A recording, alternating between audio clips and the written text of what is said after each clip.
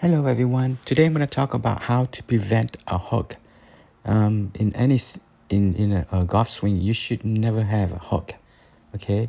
If anyone trying to teach you how to hook, you should not learn that. That is a very bad habit. It's better to hit straight. Okay. How to prevent the hook.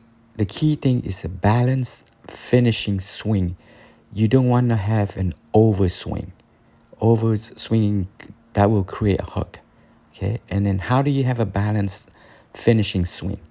The key thing is leveling. After you impact the ball, make sure that you're leveling. Your upper back arm has to be horizontal up.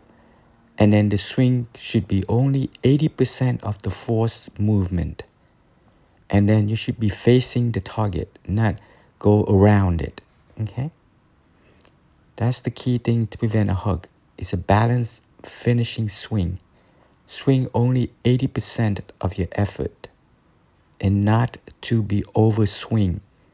That will create a hook. Okay?